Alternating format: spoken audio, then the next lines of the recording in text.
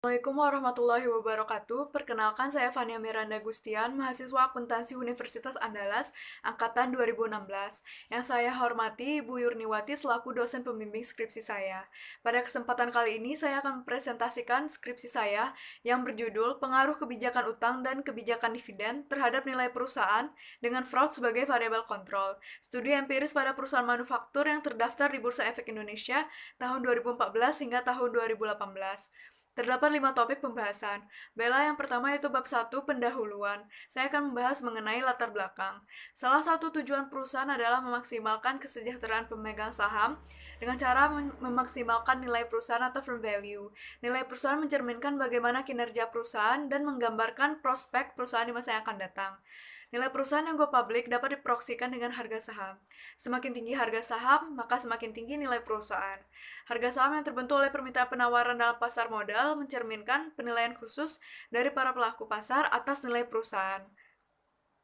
Nilai perusahaan dipengaruhi oleh beberapa faktor, baik itu faktor internal ataupun faktor eksternal. Dalam penelitian ini membahas faktor internal yaitu kebijakan utang, kebijakan dividen, dan fraud. Perusahaan dalam menjalankan operasionalnya dapat memperoleh pendanaan melalui sumber internal dan sumber eksternal. Sumber internal dapat diperoleh melalui return earnings dan sumber eksternal salah satunya dapat diperoleh melalui utang. Kebijakan utang merupakan kebijakan mengenai seberapa banyak pendanaan dari luar melalui utang yang dibutuhkan perusahaan dalam membiayai operasionalnya. Fama dan French tahun 1998 menemukan bahwa utang memiliki pengaruh negatif terhadap nilai perusahaan. Utang dapat mengurangi biaya agensi perusahaan dan meningkatkan nilai perusahaan. Llewellyn dan Emery tahun 1986 menjelaskan bahwa bagaimana perusahaan mengelola posisi utang memiliki pengaruh yang besar pada nilai perusahaan. Faktor lain yang mempengaruhi nilai perusahaan adalah kebijakan dividen. Kebijakan dividen merupakan keputusan mengenai apakah laba yang diperoleh akan dibayarkan kepada para pemegang saham atau menginvestasikan kembali ke dalam perusahaan atau return earnings.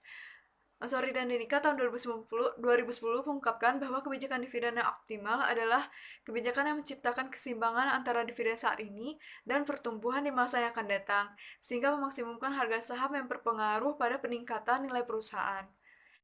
Penelitian ini berbeda dengan penelitian yang telah ada karena menggunakan fraud sebagai variabel kontrol. Fraud diduga memengaruhi nilai perusahaan karena berpengaruh secara signifikan terhadap kinerja perusahaan. Investor mempertimbangkan masalah fraud karena berkaitan dengan profitabilitas di masa yang akan datang. Financial statement fraud yang dilakukan perusahaan dapat menyesatkan pengguna laporan keuangan. Selanjutnya, rumusan masalah. Rumusan masalah dan penelitian ini yang pertama, apakah kebijakan utang berpengaruh terhadap nilai perusahaan manufaktur yang terdaftar di Bursa Efek Indonesia? Yang kedua, apakah kebijakan dividen berpengaruh terhadap nilai perusahaan manufaktur yang terdaftar di Bursa Efek Indonesia? Yang ketiga, apakah kebijakan utang perusahaan yang terindikasi fraud berpengaruh terhadap nilai perusahaan manufaktur yang terdaftar di Bursa Efek Indonesia. Yang keempat, apakah kebijakan dividen perusahaan yang terindikasi fraud berpengaruh terhadap nilai perusahaan manufaktur yang terdaftar di Bursa Efek Indonesia. Tujuan penelitiannya yaitu yang pertama untuk mengetahui pengaruh kebijakan utang terhadap nilai perusahaan. Yang kedua, untuk mengetahui pengaruh kebijakan dividen terhadap nilai perusahaan. Yang ketiga, untuk mengetahui pengaruh kebijakan utang perusahaan yang terindikasi fraud terhadap nilai perusahaan. Yang keempat, untuk mengetahui kebijakan dividen perusahaan yang terindikasi fraud terhadap nilai perusahaan. Selanjutnya, manfaat penelitian. Penelitian ini diharapkan dapat memberi manfaat, yaitu menyediakan informasi yang berkaitan dengan kebijakan utang, kebijakan dividen, fraud, dan nilai perusahaan yang dapat digunakan bagi akademisi dan praktisi di bidang akuntansi. Untuk penelitian selanjutnya, bagi manajemen perusahaan diharapkan penelitian ini bermanfaat dengan memberikan informasi tambahan untuk menetapkan kebijakan utang dan kebijakan dividen berkaitan dengan nilai perusahaan. Ketiga, memberikan informasi bagi investor mengenai nilai perusahaan yang dapat menjadi pertimbangan dalam memutuskan untuk berinvestasi. Selanjutnya yaitu mengenai landasan teori. Yang pertama, nilai perusahaan. Nilai perusahaan dapat mencerminkan bagaimana penilaian pihak luar terhadap nilai perusahaan. Nilai perusahaan sangat penting karena dengan nilai perusahaan yang tinggi akan diikuti oleh tingginya kemakmuran pemegang saham. Memaksimalkan harga saham tidak hanya menguntungkan perusahaan, tetapi juga masyarakat. Pertama, perusahaan membutuhkan efisiensi untuk meningkatkan harga saham dengan cara memproduksi barang-barang dan jasa yang memiliki kualitas tinggi dengan biaya yang rendah. Kedua, memaksimalkan harga saham membutuhkan pengembangan barang dan jasa yang dibutuhkan dan diinginkan konsumen, sehingga motif laba mengarahkan pada produk baru, pekerjaan baru, dan teknologi baru. Selanjutnya, kebijakan utang. Ada beberapa teori mengenai kebijakan utang. Yang pertama itu teori pecking order. Teori ini menjelaskan mengenai urutan dalam keputusan pendanaan yang diambil manajer, yaitu terlebih dahulu menggunakan laba ditahan, selanjutnya utang, dan penerbitan saham sebagai pilihan terakhir. Yang kedua, teori trade-off. Teori ini menjelaskan bahwa perusahaan menukarkan manfaat pajak dari pendanaan melalui utang terhadap masalah yang ditimbulkan oleh kebangkrutan yang mungkin terjadi. Yang ketiga, teori signaling. Sinyal adalah suatu tindakan yang diambil perusahaan untuk memberi petunjuk bagi investor tentang bagaimana manajemen memandang prospek perusahaan. Pengumuman yang dilakukan perusahaan akan memengaruhi naik turunnya harga saham dalam perusahaan. Selanjutnya, kebijakan dividen. Ada beberapa teori mengenai kebijakan dividen. Yang pertama, teori bird in the hand. Teori ini menjelaskan bahwa investor lebih menyukai dividen daripada capital gains potensial karena ketidakpastian pada capital gains. Saham dengan pembayaran dividen yang tinggi dicari oleh investor, sehingga berpengaruh pada kenaikan harga saham. Yang kedua, teori dividen signaling. Teori ini menjelaskan bahwa penggunaan dividen dapat dijadikan sebagai syarat atau sinyal untuk memberitahu informasi kepada pasar. Pengumuman yang menyatakan perusahaan meningkatkan pembayaran dividen per saham dapat diartikan sebagai berita baik oleh investor, karena dividen per saham yang tinggi menunjukkan bahwa perusahaan yakin arus kas masa depan cukup untuk menanggung tingkat dividen yang tinggi. Selanjutnya, fraud. Terdapat teori mengenai fraud, yaitu fraud triangle. Teori ini menjelaskan terdapat 3 kondisi yang selalu ada saat terjadi kecurangan laporan keuangan. Ketiga kondisi tersebut adalah tekanan, kesempatan, dan rasionalisasi. Adanya tekanan dan peluang mendorong seseorang untuk melakukan kecurangan. Orang yang terlibat dalam kecurangan dapat merasionalisasi tindakannya. Selanjutnya, mengenai penelitian terdahulu, terdapat penelitian terdahulu yang menjadi acuan dalam penelitian ini, yaitu penelitian yang dilakukan oleh Fama dan French tahun 1998 mengenai pengaruh pajak dan keputusan pendanaan terhadap nilai perusahaan, penelitian yang dilakukan oleh Sulong dan North tahun 2008 mengenai pengaruh dividen terhadap nilai perusahaan, penelitian yang dilakukan oleh Lin dan Chang tahun 2009 mengenai pengaruh utang terhadap nilai perusahaan, penelitian yang dilakukan oleh Rukmana tahun 2018, dan penelitian yang dilakukan oleh Karpov dan Lot tahun 1993 mengenai pengaruh fraud terhadap nilai perusahaan. Dari tinjauan pustakaan penelitian terdahulu, maka hipotesis yang dirumuskan dalam penelitian ini adalah H1, kebijakan utang berpengaruh terhadap nilai perusahaan, H2, kebijakan dividen berpengaruh terhadap nilai perusahaan, H3, kebijakan utang perusahaan yang terindikasi fraud berpengaruh terhadap nilai perusahaan, H4, kebijakan dividen perusahaan yang terindikasi fraud berpengaruh terhadap nilai perusahaan. Selanjutnya, kerangka pemikiran dapat dilihat pada slide berikut. Selanjutnya, bab 3 mengenai metode penelitian. Yang pertama, desain penelitian. Penelitian ini merupakan penelitian deskriptif verifikatif. Penelitian deskriptif merupakan penelitian mendeskripsikan secara sistematis mengenai fakta dan sifat populasi tertentu. Penelitian verifikatif digunakan dengan tujuan untuk menguji hipotesis yang telah dirumuskan. Selanjutnya, variabel penelitian dan pengukuran. Variabel dependen dalam penelitian ini adalah nilai perusahaan diproyeksikan dengan price book value. Variabel independennya itu kebijakan utang yang diproyeksikan dengan debt to equity ratio, dan kebijakan dividen yang diproyeksikan dengan dividen payout ratio. Sedangkan untuk variabel kontrol adalah fraud yang dideteksi dengan menggunakan model M-score. Selanjutnya, data dan metode pengumpulan data. Data dalam penelitian ini adalah data sekunder dengan cara mendokumentasikan data yang ada pada laporan tahunan dan laporan keuangan tahunan perusahaan yang peroleh melalui situs resmi Bursa Efek Indonesia dan situs resmi perusahaan. Populasi dan sampel penelitian. Populasi dan penelitian ini adalah seluruh perusahaan manufaktur yang terdaftar di Bursa Efek Indonesia tahun 2014 hingga tahun 2018. Untuk pemilihan sampel menggunakan teknik purposive sampling. Selanjutnya, metode analisis. Yang pertama, analisis statistik deskriptif bertujuan untuk mendeskripsikan data yang telah terkumpul. Lalu ada analisis statistik inferensial bertujuan untuk menganalisis data sampel dan hasilnya diberlakukan untuk populasi. Sebelum menguji hipotesis, maka dilakukan uji asumsi klasik terlebih dahulu yang terdiri dari uji normalitas, uji multikolinearitas, uji heteroskedastisitas, dan uji autokorelasi agar diperoleh model regresi linear berganda yang tidak bias. Selanjutnya, pengujian hipotesis. Penelitian ini menggunakan analisis regresi linear berganda yang mengukur pengaruh variabel independen terhadap variabel dependen.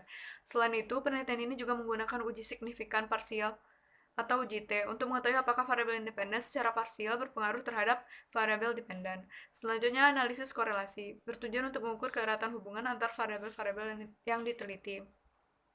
Selanjutnya, bab 4 yaitu mengenai hasil penelitian dan pembahasan. Yang pertama, deskripsi objek deskripsi objek penelitian, yaitu hasil penelitian sampel dapat dilihat pada slide, dan penelitian ini objek observasi berjumlah 200. Selanjutnya, analisis statistik deskriptif. Hasil analisis statistik deskriptif menunjukkan jumlah observasi, nilai minimum, nilai maksimum, standar deviasi, dan nilai rata-rata. Selanjutnya, uji asumsi klasik. Berdasarkan hasil uji normalitas dan uji multikolinearitas, ketahui bahwa data terdistribusi normal dan tidak terjadi multikolinearitas. Berdasarkan hasil uji heteroskedastisitas dan uji autokorelasi, diketahui bahwa tidak terjadi heteroskedastisitas dan tidak ada masalah autokorelasi. Selanjutnya, pengujian hipotesis. Berdasarkan hasil analisis regresi linear berganda, peroleh model regresi untuk seluruh objek observasi, yaitu PBV sama dengan min 2,116 tambah 0,165 dar tambah 0,827 dpr tambah E. Berdasarkan hasil uji T, untuk seluruh objek observasi, diperoleh nilai signifikansi sebesar 0,063 untuk variabel kebijakan utang. Nilai ini lebih besar dari taraf signifikansi 0,05, yang berarti H1 ditolak. Artinya, kebijakan utang tidak berpengaruh terhadap nilai perusahaan.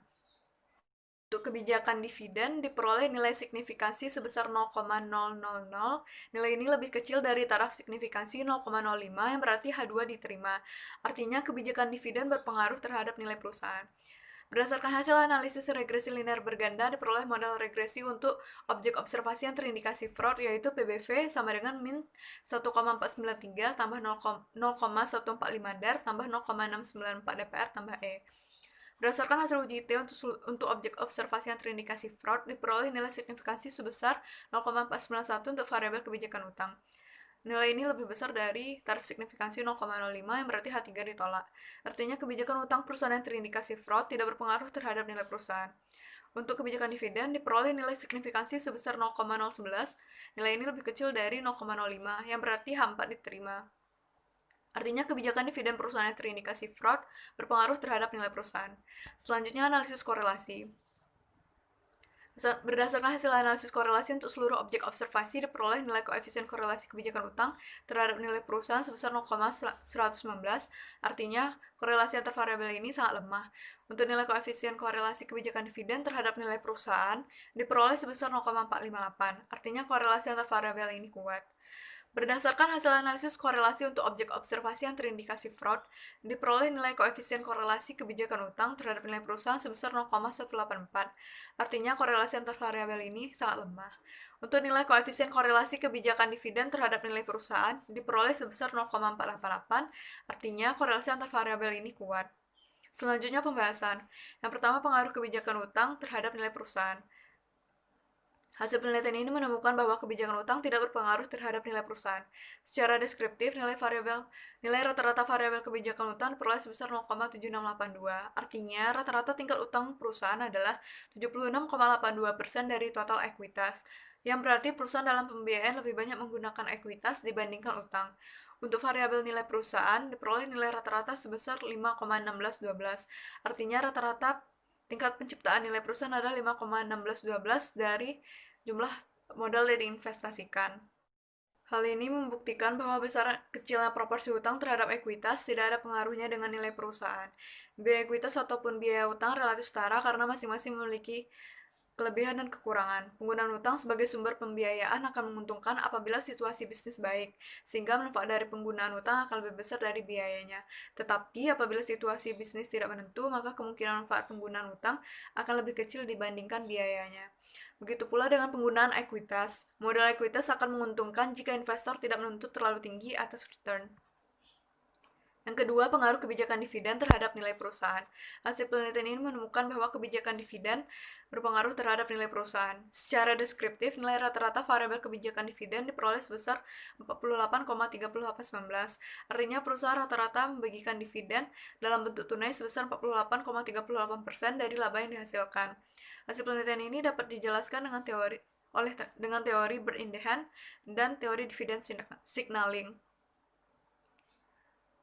Investor lebih menginginkan pembayaran dividen dibandingkan capital gains karena adanya ketidakpastian pada capital gains. Oleh karena itu, perusahaan dengan pembayaran dividen yang tinggi akan dicari oleh investor, sehingga berpengaruh pada kenaikan harga saham. Dalam teori dividen signaling, pengumuman yang menyatakan perusahaan meningkatkan pembayaran dividen per saham dapat diartikan sebagai berita baik oleh investor.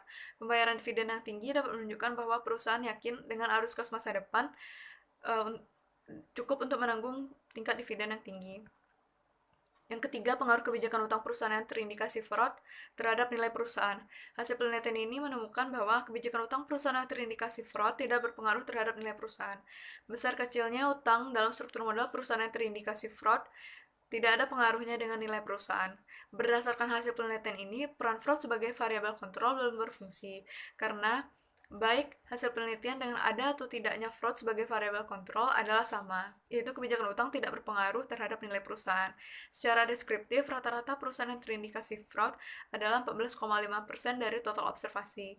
Nilai ini tidak cukup besar agar peran fraud sebagai variabel kontrol dapat berfungsi. Yang keempat, pengaruh kebijakan dividen perusahaan yang terindikasi fraud terhadap nilai perusahaan. Hasil penelitian ini menemukan bahwa kebijakan dividen perusahaan yang terindikasi fraud berpengaruh terhadap nilai perusahaan. Secara deskriptif, rata-rata perusahaan yang terindikasi fraud adalah 14,5% dari total observasi.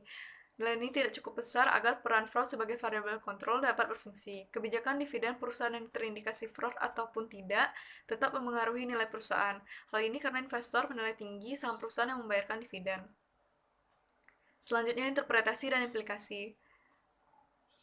Berdasarkan hasil penelitian ini, kebijakan utang tidak berpengaruh terhadap nilai perusahaan. Hal ini dapat diinterpretasikan bahwa terdapat faktor lain selain kebijakan utang yang dapat mempengaruhi nilai perusahaan. Kebijakan utang tidak berpengaruh karena nilai perusahaan dapat dilihat dari nilai saham yang merupakan nilai keseluruhan perusahaan di mata investor. Implikasinya adalah perusahaan dapat memperhatikan faktor lain selain kebijakan utang untuk meningkatkan nilai perusahaan. Sementara kebijakan dividen berpengaruh terhadap nilai perusahaan. Hal ini berarti bahwa dividen yang dibayarkan akan berpengaruh terhadap nilai perusahaan. Implikasinya adalah semakin besar dividen yang dibagikan, maka semakin meningkat nilai perusahaan. Perusahaan harus memperhatikan besaran dividen yang dibagikan sebagai bentuk pengembalian atas investasi yang dilakukan investor, karena hal ini memengaruhi nilai perusahaan. Dalam kebijakan dividen, perusahaan sebaiknya memperhatikan keseimbangan dividen saat ini dengan pertumbuhan perusahaan di masa depan. Dalam penelitian ini, peran fraud sebagai variabel kontrol belum berfungsi karena hasil penelitian dengan ada atau tidaknya fraud sebagai variabel kontrol adalah sama. Walau begitu, sebaiknya perusahaan tidak melakukan fraud karena dapat menimbulkan konsekuensi yang tidak diinginkan seperti yang ditemukan dalam penelitian Rukmana tahun 2018 bahwa adanya pengaruh negatif antara financial statement fraud dengan nilai perusahaan. Semakin besar nilai financial statement fraud, maka semakin rendah nilai perusahaan. Selanjutnya bab 5 yaitu penutup. Yang pertama kesimpulan. Kesimpulan dalam penelitian ini yaitu yang pertama, kebijakan utang tidak berpengaruh terhadap nilai perusahaan. Yang kedua, kebijakan dividen berpengaruh terhadap nilai perusahaan. Yang ketiga, kebijakan utang perusahaan yang terindikasi fraud tidak berpengaruh terhadap nilai perusahaan. Yang keempat, kebijakan dividen perusahaan yang terindikasi fraud berpengaruh terhadap nilai perusahaan. Selanjutnya, keterbatasan penelitian. Yang pertama, penelitian ini hanya menggunakan perusahaan industri manufaktur selama periode 2014 dan 2018 hingga 2014 sebagai objek penelitian dan sampel yang digunakan sebanyak 40 perusahaan. Yang kedua, terdapat banyak variabel lain yang mempengaruhi nilai perusahaan, dan penelitian ini hanya menggunakan 3 variabel. Saran yang dapat diberikan yaitu penelitian selanjutnya dapat menggunakan industri lain sebagai objek penelitian dan memperluas periode pengamatan. Yang kedua, penelitian selanjutnya dapat menggunakan variabel lain di luar penelitian ini yang dapat memengaruhi nilai perusahaan. Yang ketiga, penelitian selanjutnya dapat menggunakan ukuran lain sebagai proksi dari variabel yang diteliti. Sekian presentasi seminar skripsi saya, kurang lebihnya saya mohon maaf. Assalamualaikum warahmatullahi wabarakatuh.